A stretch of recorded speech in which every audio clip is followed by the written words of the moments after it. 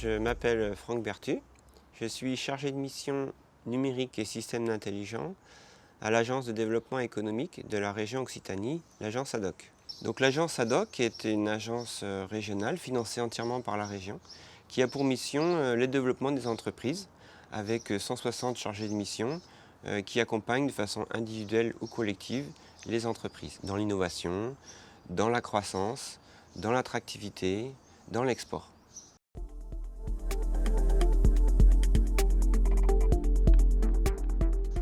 Depuis donc à peu près les années 80, date à laquelle les premiers disques durs sont entrés dans les entreprises, la digitalisation des processus a commencé. Principalement comme objectif de gagner en performance, mais aussi de partager les données, de les centraliser, de les capitaliser.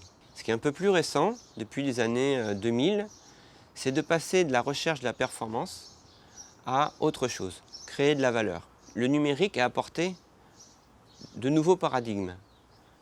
L'ubiquité, dans la capacité pour une entreprise de pouvoir afficher une même donnée stockée sur un disque dur partout sur la planète grâce au canal Internet. La multitude, où dans les grandes entreprises qui avaient l'habitude d'intégrer plutôt des flux d'informations internes, ont eu la capacité d'intégrer dans leur système d'information des flux externes. Et enfin la simultanéité, surtout à la demande de leurs clients, où aujourd'hui, un client peut à la fois commander, configurer le produit de façon personnalisée et que cette commande soit simultanément donc envoyée à la chaîne de production pour réaliser ce produit. Ce qui m'est apparu après 15 années d'accompagnement des entreprises plus flagrant, c'est lors d'une étude que j'ai pu mener au sein de l'agence Transfert LR en 2015. 70% des dirigeants ont entamé leur transition numérique. Et donc en regardant de plus près ce qu'ils entendaient par transition numérique, c'était de passer de la recherche de la performance à intégrer des processus, à justement intégrer une stratégie digitale au sein de l'entreprise. L'entreprise, notamment la DSI, doit aujourd'hui se réorganiser pour travailler différemment de façon plus transversale, notamment la DSI avec le service marketing. Pourquoi ? Parce que bien évidemment, si l'objectif n'est plus d'outiller l'entreprise en interne, mais de créer un service pour ses clients, il est évident que le marketing doit être à la base de la réalisation des services numériques. On doit réorganiser l'entreprise en profondeur, au niveau des processus, mais aussi au niveau du management, pour arriver aux objectifs qui ne sont plus des objectifs qualité, mais des objectifs stratégiques.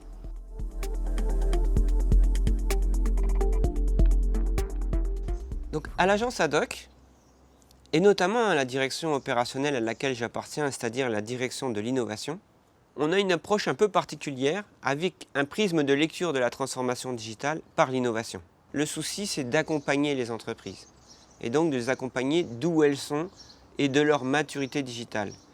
On est obligé de faire un audit, même rapide, mais global, avec une vision un peu holistique, des besoins des entreprises et ça passe nécessairement par une analyse fonctionnelle de leur activité.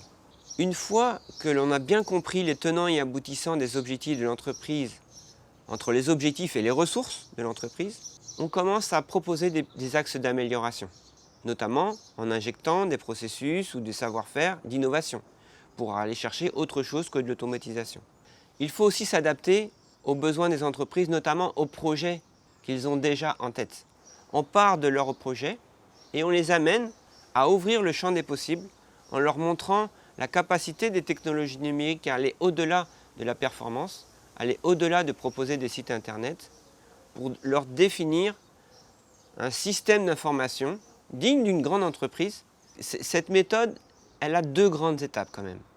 Donc la première étape, c'est avant tout d'écouter la personne morale, qui traduit déjà naturellement des indicateurs stratégiques qui peuvent être en souffrance et pas forcément exprimés naturellement par l'équipe dirigeante.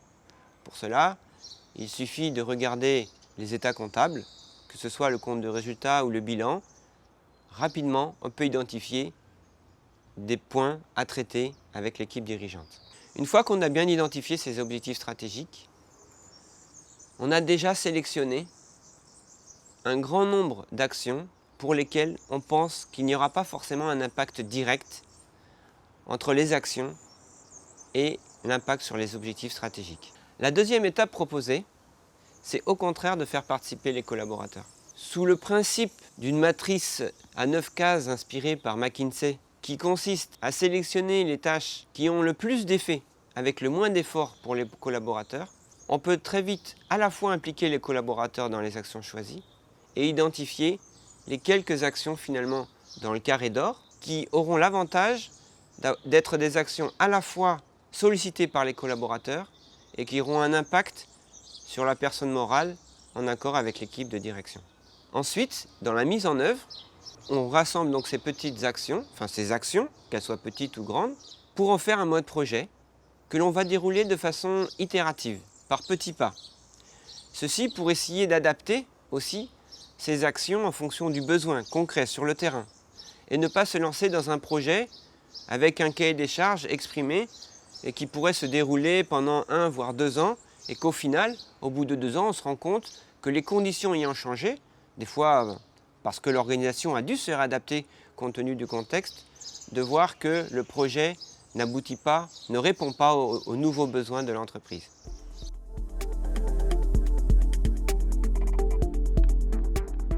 Quand on accompagne les entreprises et qu'on commence par mesurer leur maturité digitale, on se rend compte assez vite que les entreprises manquent de compétences. La difficulté des dirigeants aujourd'hui, c'est d'embaucher des techniciens, des ingénieurs pour faire des sites internet ou intégrer des solutions logicielles, mais pas forcément ayant la capacité de parler de stratégie. Il y a vraiment un manque de seniors capables d'intégrer des entreprises et en même temps le coût que généreraient ces seniors dans les petites entreprises est trop importante. Mais je pense qu'au-delà de l'apport de la compétence d'ingénieurs informatiques dans les entreprises, ce qui est encore plus important, c'est d'augmenter la compétence générale des collaborateurs en maturité digitale. Cela passe bien sûr par des formations basiques sur Word ou Excel, et c'est les principales demandées par les dirigeants aujourd'hui, mais ce n'est pas suffisant. Il est important aujourd'hui d'amener une culture numérique à l'entreprise. Trop peu d'entreprises n'ont pas de charte informatique, qui pourtant est un document nécessaire, de par sa construction, à construire une culture digitale de l'entreprise. Si les entreprises n'ont pas une certaine maturité digitale suffisante, les collaborateurs ont souvent une maturité digitale supérieure, ne serait-ce que par l'usage des réseaux sociaux, pour des raisons personnelles. Combien de petites entreprises aujourd'hui ont un réseau social d'entreprise? Pourquoi ne pas essayer d'identifier des talents qui pourraient très bien être des champions digitales de leur entreprise? En général, ça fonctionne bien. Ils intègrent donc un comité spécial, qu'on appelle un comité d'innovation digitale, et qui œuvre pour inoculer cette culture digitale à tous les collaborateurs, quels qu'ils soient, et ainsi de gagner en la maturité digitale globale de l'entreprise. La transformation digitale, des fois, demande de réorganiser les équipes, notamment par les nouveaux outils de management. Le management collaboratif, certes, aplatit les différentes hiérarchies, les différentes structures, mais demande l'usage d'outils collaboratifs. Depuis le Covid, c'est vrai que les nouveaux outils collaboratifs comme Zoom, comme Teams, ont permis de lever les barrières, les freins à l'usage du numérique pour travailler en mode projet, de façon partagée. Et ça, je pense que ça a été un côté à la fois dur pour certaines entreprises qui n'étaient pas du tout équipées et qui n'avaient pas la culture de ce travail en mode partagé. Aujourd'hui, le Covid a amené cela dans ces entreprises et c'est plutôt un bienfait. Mais il ne faut pas s'arrêter à la période Covid, ça doit être plutôt un élan lancé à ces entreprises et renforcé par des méthodologies qui permettent le partage des informations, voire le partage des objectifs stratégiques.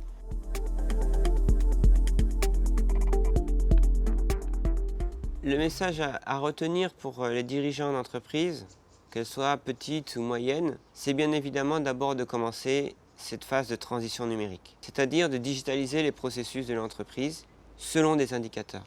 Ne pas uniquement faire un engagement de moyens, mais viser le résultat. Et passer ainsi de la transition numérique à la transformation digitale. N'hésitez pas à vous faire accompagner par des personnes seniors. En effet, elles auront beaucoup plus de facilité à aller directement aux points les plus importants, identifier les verrous. Enfin, faites-vous accompagner par l'écosystème de la filière numérique, des agences du développement économique qui peuvent vous mettre en relation avec des professionnels, des prestataires de services, des éditeurs, des consultants.